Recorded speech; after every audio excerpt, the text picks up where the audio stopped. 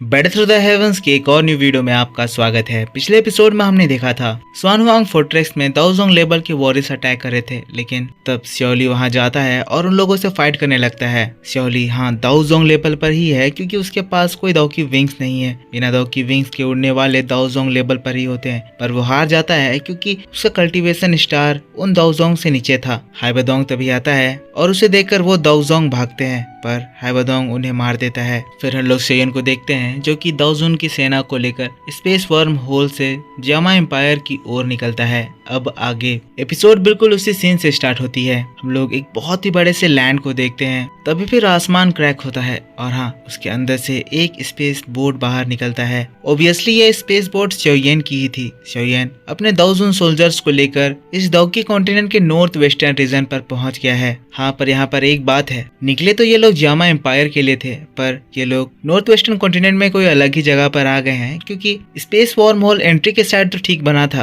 पर एग्जिट के साइड वो भी कंप्लीट नहीं हुआ था। क्योंकि यहाँ पर सभी लोग दाओजुन लेवल के वॉरियर्स थे, तो ये लोग वैसे में ही चल दिए थे और इसीलिए ये लोग नॉर्थ वेस्टर्न कॉन्टिनेंट में कोई अलग जगह पे निकले हैं। लाल कपड़ों में एक दाओजुन एल्डर कहता है, तो यही दाओकी कॉन्टिनेंट का नॉर्थ वेस्टर्न पार्ट है। शेयन में सिर हिलाता है। दाओकी कॉन्टिनेंट का नॉर्थ वेस्टर्न पार्ट भी बहुत ही ज्यादा बड़ा है और जामा एम्पायर भी इसी नॉर्थ कॉन्टिनेंट का एक छोटा सा हिस्सा है। शेयन को ये पता तो है कि वो नॉर्थ वेस्टर्न कॉन्टिनेंट में निकला है, पर एग्जैक्टली वो कहाँ पर है ये शेयन को नहीं पता है। तभी फॉरेन स्टार पवेलियन के एक एल्डर शेयन को बताते हैं, जूनियर पवेलियन चीफ, हम लोग नॉर्थ वेस्टर्न रीजन के नॉर्दर्न पार्ट में पहुंच गए हैं। जो वॉर्म होल पवेलियन चीफ ने बनवाया है वो अभी भी एग्जैक्ट स्पेस मार्क कंटेन नहीं करता है, इसी वजह से ये हम लोगों को रफली नॉर्थ वेस्ट रीजन में पहुंचा दिया है। अब ये लोग फॉरेन स्टार पवेलियन से थे, पर फिर भी ये लोग यहाँ के बारे में इसीलिए जानते थे क्योंकि ये लोग एक मैप पकड़े हुए हैं। मैप में हम लोग देखते हैं कि नॉर्थ वेस्टर्न रीजन में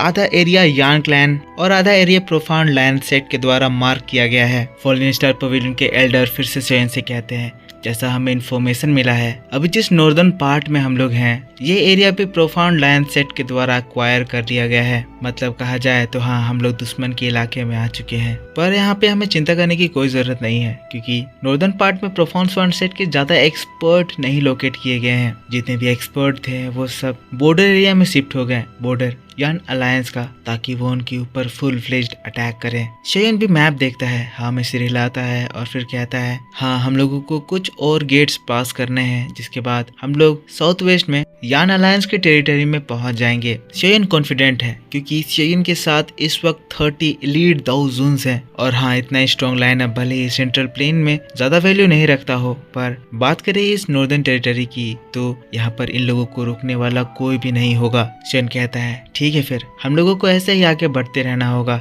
रास्ते में हम लोग कुछ इन्फॉर्मेशन भी गैदर करेंगे। सभी लोग ट्राई करें जितना ज्यादा हो सके अपने ऑरा को सप्रेस करके रखें। सभी लोग मेरे ऑर्डर्स को फॉलो करना और ऐसे ही रैंडमली इधर उधर मत जाना। शेयन का ग्रुप और तेजी से साउथ वेस्ट रीजन की ओर बढ़ने लगता है। कुछ ही समय के बाद वो लोग प्रोफाउंड लैंड सेट के टेरिटरी के ऊपर से गुजरने लगते हैं। रास्ते में कुछ लोग उनसे लड़ने के लिए आए, पर इन लोगों की ताकत के सामने इन लोगों ने उन लोगों को बड़े आराम से हरा दिया। जो एलीट दाओजुन एक्सपर्ट्स के बारे में बात कर रहे थे वो एक्सपर्ट मामूली दाओजोंग लेवल पर थे, इसी वजह से इन लोगों के सामने तो वो लोग चींटी जैसे थे। प्रोफाउंड लैंड सेट के कुछ एक्सपर्ट को वो पकड़ भी लेते हैं और उन्हें मार पीट कर वो इन्फॉर्मेशन भी निकलवा लेते हैं, पर इन्फॉर्मेशन जो मिलता है उससे शेयन बड़ा उदास हो जाता है क्योंकि उसे पता चलता है कि जैसा शेयन ने सोचा था सिचुएशन तो और भी ज्यादा खराब हो गई है और तेजी से खराब होती ही जा रही है। यान अलायंस जो इतने सालों तक मेहनत करके इतनी टेरिटरी को बढ़ाया था, ये प्रोफाउंड लैंड सेट उनमें से 1/3 एरिया को कब्जा कर लिए हैं। इससे समझ में आ रहा है कि हॉल ऑफ सोल इस मिशन में कितना ज्यादा उन्हें सपोर्ट कर रहा है। शेयन को फिर और भी इन्फॉर्मेशन मिलता है, जैसे कि जितने भी यान अलायंस के एक्सपर्ट थे वो सभी मिस्टीरियस येलो फोर्ट्रेस यानी कि स्वानहुआंग फोर्ट्रेस में इकट्ठा हुए हैं। Mysterious yellow fortress mysterious yellow sky stream में लाई करता है। वो प्लेस बहुत ही ज्यादा इंपॉर्टेंट है। ये जामा एम्पायर में यान अलायंस के मेन कैंप के बाद सेकेंड मोस्ट इम्पोर्टेंट लोकेशन है। सभी प्रोफाउंड लैंड सेट के लोग उसी फोर्ट्रेस पर अटैक कर रहे हैं क्योंकि अगर वो फोर्ट्रेस गिरता है तो यान अलायंस का डिफेंस हजारों किलोमीटर तक कोलैप्स हो जाएगा और इसके वजह से यान अलायंस को अपने मेन बेस जामा एम्पायर में लौटना होगा। ये बात बहुत ज्यादा खराब हो जाएगी क्योंकि यान अलायंस की इतने सालों की सारी मेहनत बर्बाद हो जाएगी। पर इन्फॉर्मेशन ये भी मिला है कि प्रोफाउंड लायन सेक्ट तेजी से मिस्टीरियस येलो फोर्ट्रेस की ओर बढ़ रहा है और कुछ ही दिनों में वो फोर्ट्रेस के ऊपर फुल फोर्स के साथ हमला करने वाला है। इतने सारे बैड न्यूज शोयन को मिले तो शोयन के पास और कोई चॉइस नहीं बनता था। शोयन अपनी स्पीड को और ज्यादा तेज कर देता है। शोयन को किसी भी हालत में मिस्टीरियस येलो फोर्ट्रेस पे पहुंचना होगा,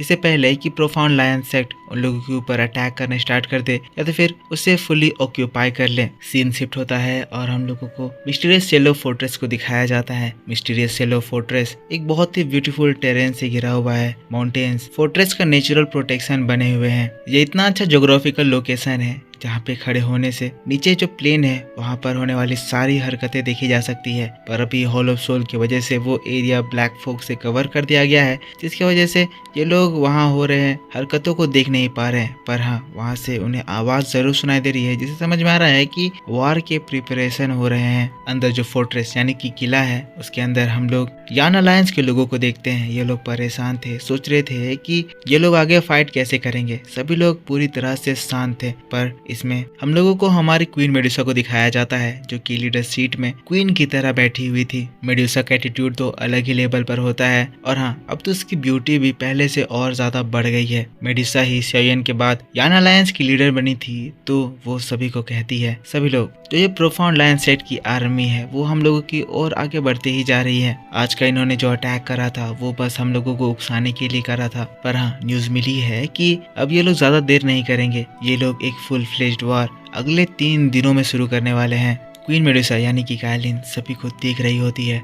सभा में आइस एम्पायर हाइबाडोंग, जियामा एम्पायर के पिल्किंग, गू है और फामा और ऐसे ही बहुत सारे फेमिलियर फेसेस थे। देखकर समझ में आ रहा था कि सभी लोग ही बहुत ज्यादा प्रोग्रेस कर रहे हैं। पहले जो ये लोग दाओवेंग लेवल पर थे, सभी लोग बहुत हाई लेवल पर पहुंच गए हैं। पर कौन से लेवल पर पहुंचे हैं इसके बारे में अभी हमें अच्छे से बताया नहीं गया है। सभी लोग बिल्कुल शांत थे, लेकिन तब व्हील चेयर में पर्सन जो कि हाँ शोयन का सबसे बड़ा भाई श्योडिंग है, कहता है प्रोफाउंड लायन सेट की स्ट्रेंथ बहुत ज्यादा स्ट्रॉन्ग हो गई है। उन लोगों के पास जो 1000 क्लास के एक्सपर्ट है वो हम लोगों को बहुत ज्यादा सरपास कर चुके हैं। इसी वजह से अगर हम लोग उन लोगों से डायरेक्ट फाइट करें तो हम लोग उनके सामने कोई मैच नहीं होंगे। लेकिन तभी श्योली चिल्लाते हुए कहता है तो क्या हुआ अगर उनका नंबर ज्यादा है? हम लोग अपनी पूरी जान लगाकर उनसे फाइट करेंगे। अगर वो हम लोगों के ऊपर अटैक करेंगे तो हम लोग पूरी ताकत से उन्हें रोकेंगे। जब तक हमारी सांसें चलती है ना हम आगे बढ़ेंगे ना उन्हें आगे बढ़ने देंगे। श्योली हमेशा ही बहुत ज्यादा मोटिवेट रहता है और यहाँ पर भी वो एकदम खून खौलाने वाली बात कर रहा था।